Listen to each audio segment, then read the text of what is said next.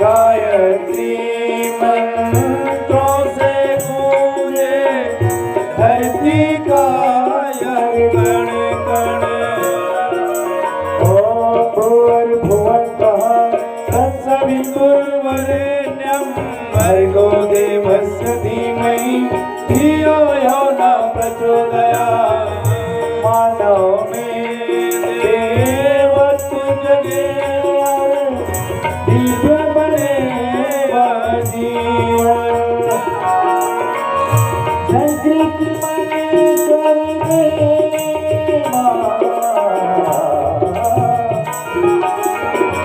संस्कृत मन कर दे जग जननी वरदे वरदे वरदे जग जननी वरदे।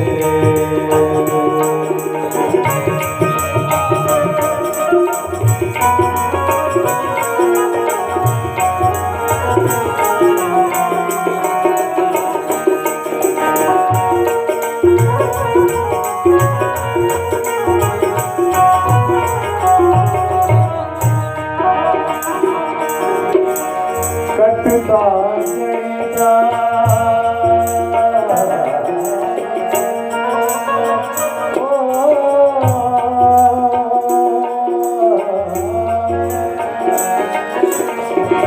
कटुता गणिता और निराशा तन मन से सब भागे। आशा और उल्लास प्रखरता नस नस में सब गाए। शक्ति भक्ति भरने माँ शक्ति भक्ति भर दे माँ जग जननी वरदे जग जननी वरदे वरदे वरदे वरदे माँ जग जननी वरदे वरदे वरदे वरदे माँ जग जननी वरदे।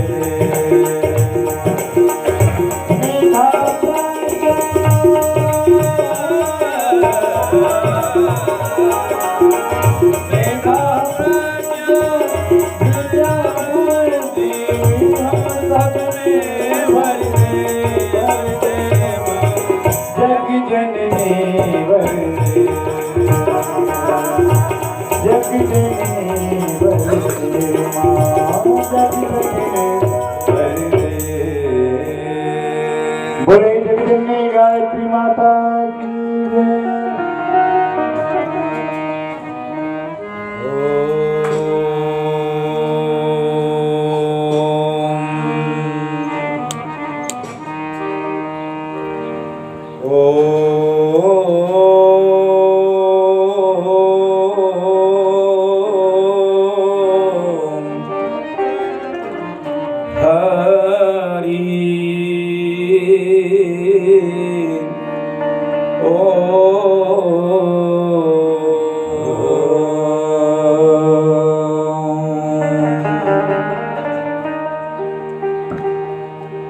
वंदे बोधमयं नित्यं गुरुं शंकर रूपिणा। यमाश्रितो हि वक्रोऽपि चन्द्रः सर्वत्र वन्दते। अज्ञानतिमिरान्धस्य ज्ञानाञ्जनशलाकया चक्षुर्मिलितं येन तस्मै श्री गुरुवे नमः। यत् यत्र यत्र रघुनाथ कीर्तनम तत्र तत्र कृतमस्तकाञ्जलिं वाष्पवारी परिपूर्णलोचनं मारुतिं नमत राक्षसान्तकम्। नमस्कार गजराज को नमन सारधे माई, नमस्कार श्री गुरु चरण लाल तुम्हारे माई। नमस्कार धरती गगन नमन वायु जल जीव, नमस्कार तन मानवी जो मिलता बड़े नसीब।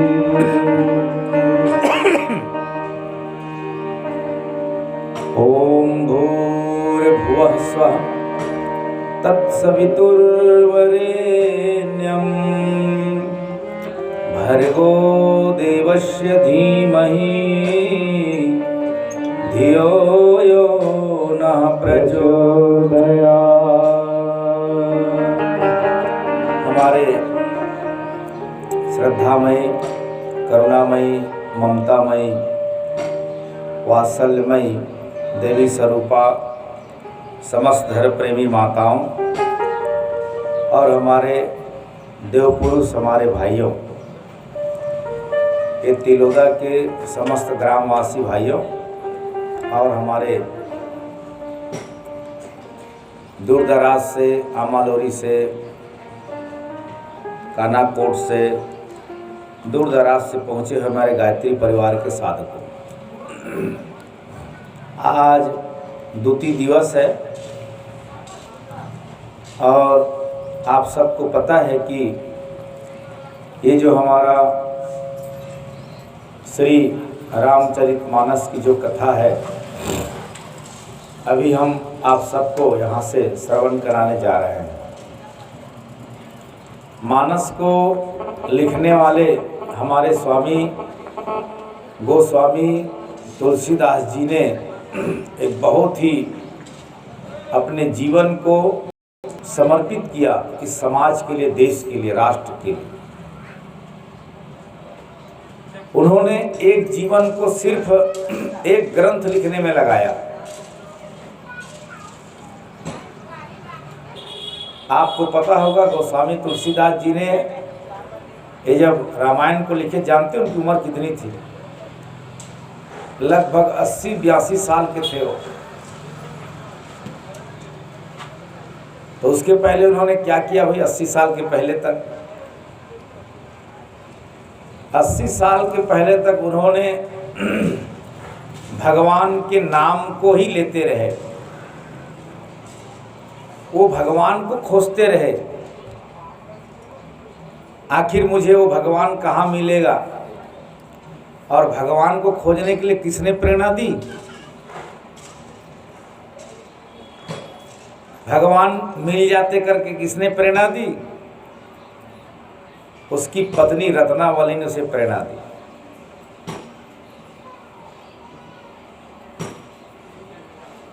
एक दिन की बात है, गोस्वामी तुलसीदास जी अपने पत्नी से बहुत प्रेम करते थे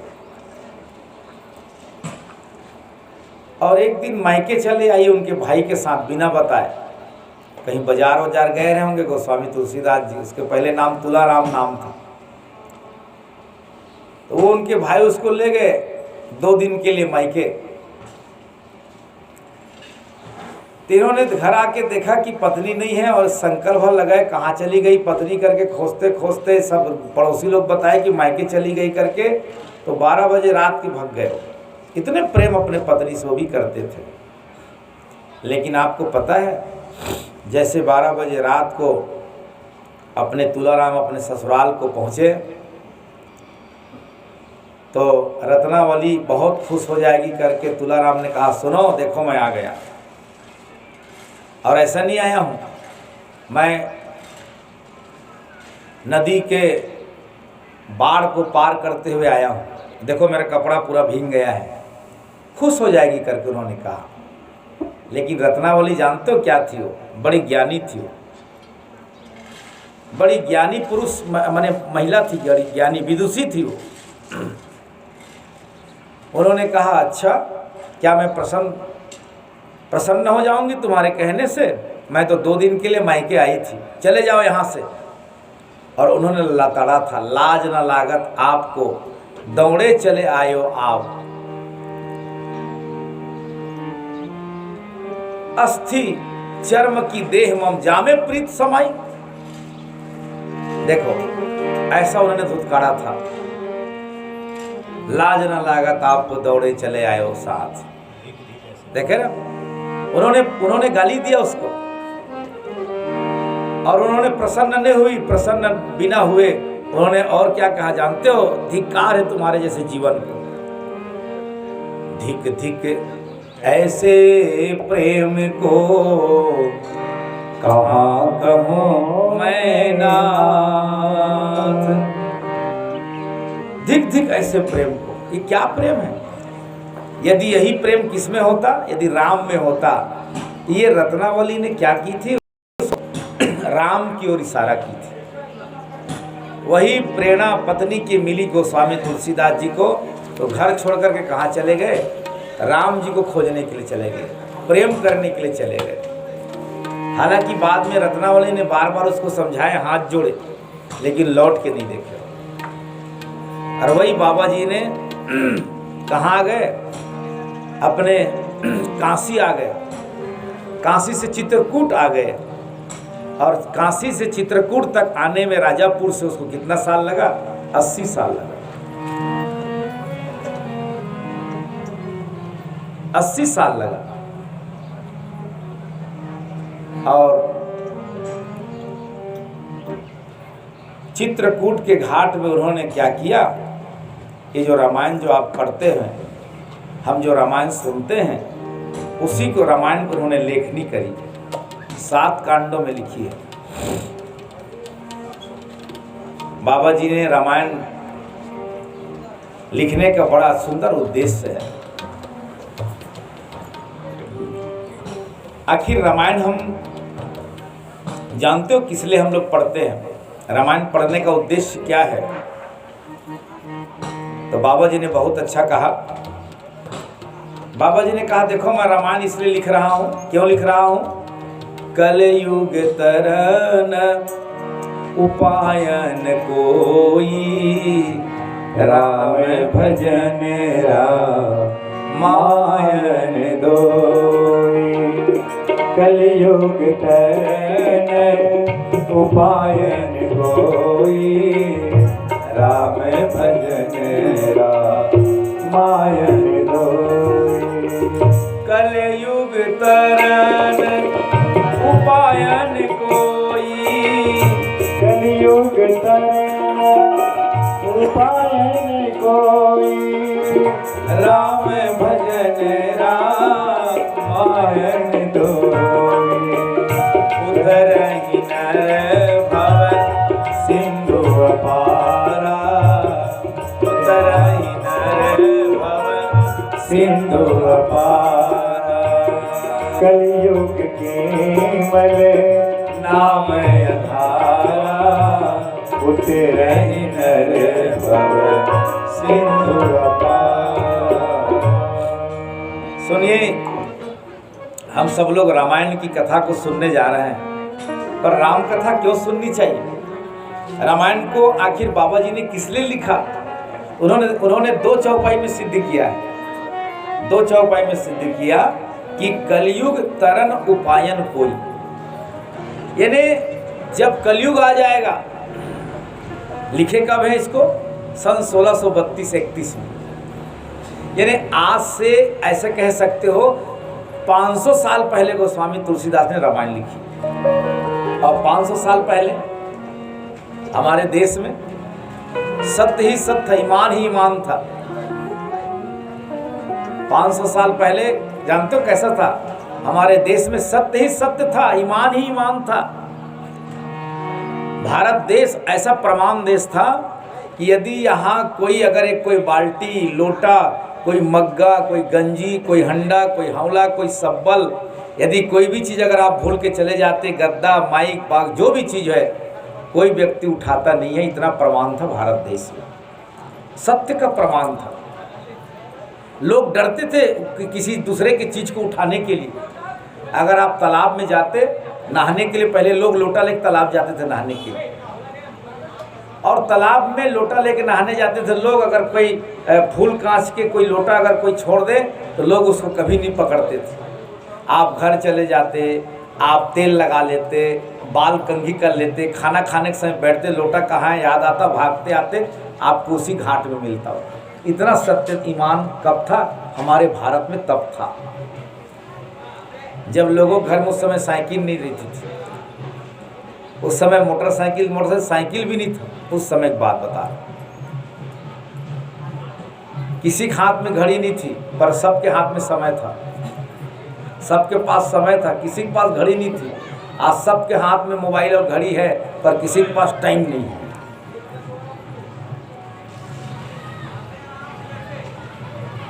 तो हम आपसे निवेदन करना चाहते हैं, बाबा जी ने, गोस्वामी जी ने कितना बढ़िया सोच के रामायण लिखा।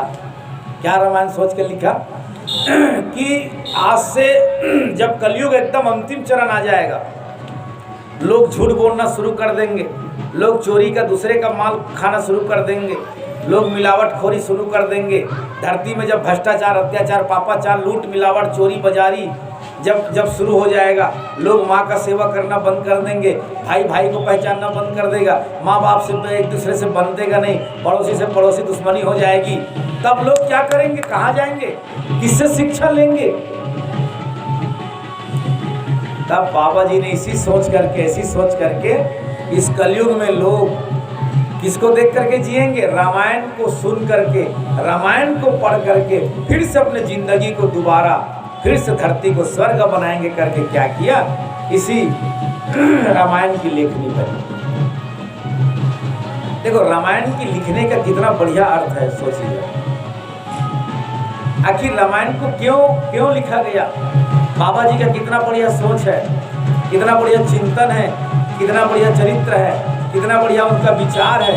हम सबको क्या करना चाहिए? आज से 500 साल पहले उनका विचार आज कहाँ प्रस्तुत हो रहा है? आज यहाँ धरती में आज प्रस्तुत हो रहा है। इसलिए हम लोग प्रार्थना करना चाहते हैं आप सब लोगों से, निवेदन करते हैं, क्योंकि एक व्यक्ति ने अपने जीवन को पूरा लगा क्यों दिया? 80 साल तक आखिर तपस्या क्यों किया एक व्यक्ति ने? जब कोई व्यक्ति अपने जीवन को, संपूर्ण जीवन को लगा देता है तो उसके पीछे कोई राज होता है, और उस राज को हमको जानना बहुत जरूरी है। ये उनका उद्देश्य है लिखने का, कि कलयुग में लोग जब एक दूसरे से लड़ने लगेंगे, धर्म के लिए, भगवान के लिए, पूजा के लिए, पाठ के लिए, नियम के लिए, उपासना के लिए, कब जागना है, कब सोना है, क्या खाना है, क्या पीना है, कैसे बातचीत करना है, कैसे व्यवहार करना है, लोग जब भूल जाएंगे तो क्या करेंगे? राम के चरित्र के मानस को पढ़ेंगे। कितना बढ़िया नाम दिया मानस का। क्या नाम इसका? नाम रामचरित मानस। यानी आप इस राम के चरित्र को मानिए।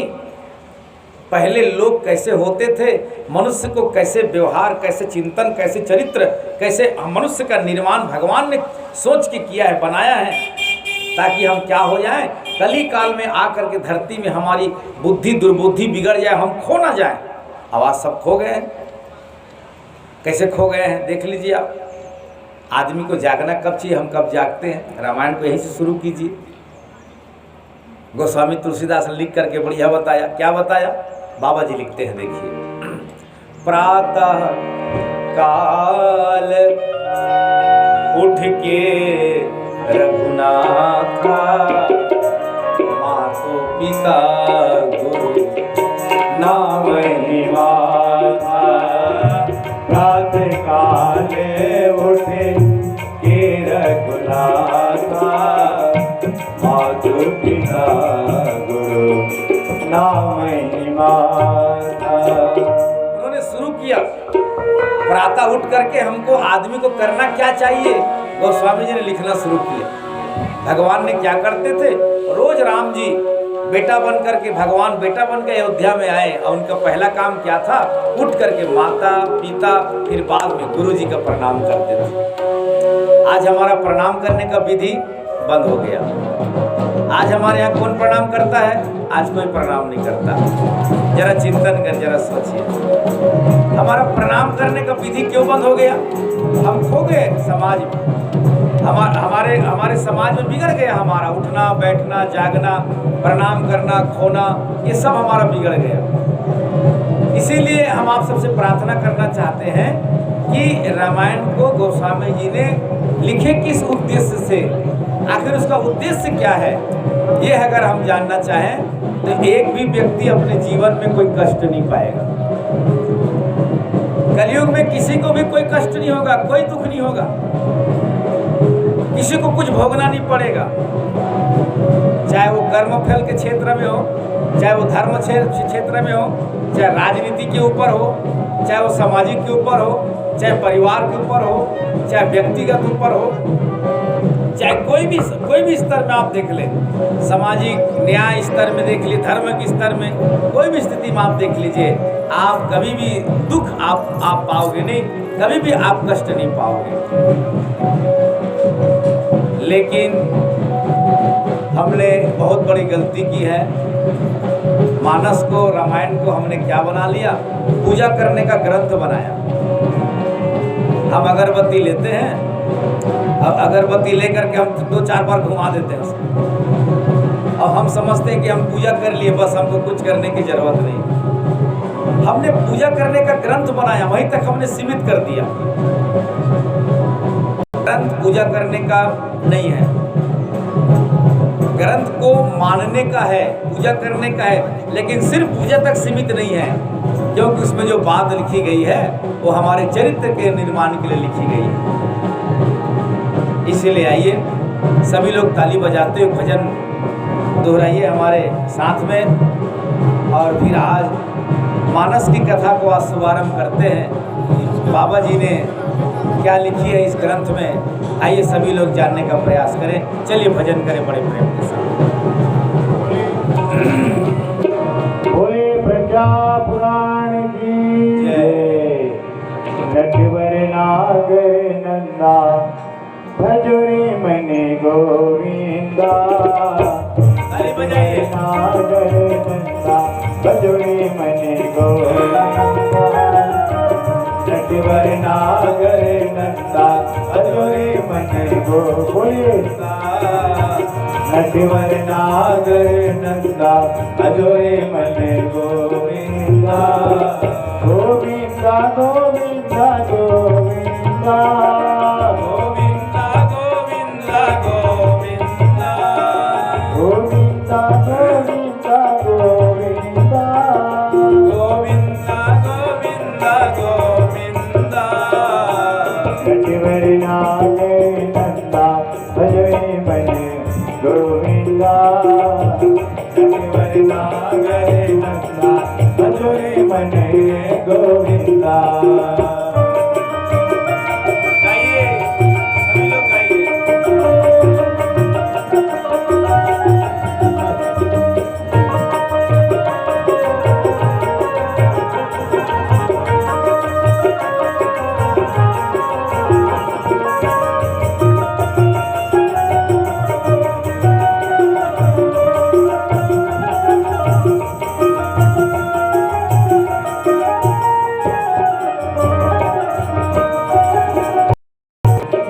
भटके बहुत नहीं कुछ पाया, भटके बहुत नहीं कुछ पाया, सत्य मार्ग तो समझ न आया, सत्य मार्ग को समझ न आया, अब तो ठोकर खामत पगले, अब तो ठोकर खामत पगले, बन जा प्रभु का बंदा भजोरे मने गोविंदा, बन जा प्रभु का बंदा भजोरे मने गोविंदा,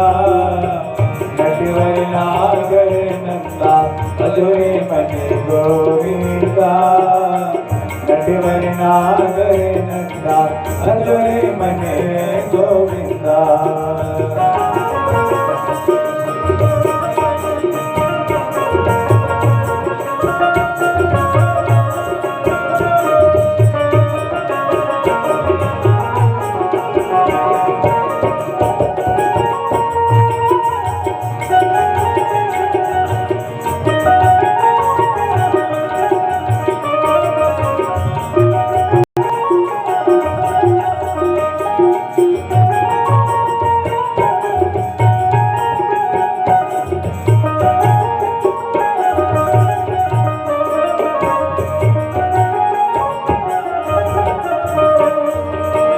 नटवर नागर नंदा भजोरे मने गोविंदा नटवर नागर नंदा भजोरे मने गोविंदा नटवर नागर नंदा भजोरे मने गोविंदा नटवर नागर नंदा भजोरे मने गोविंदा नटवर नागर नंदा भजोरे मने गोविंदा नटवर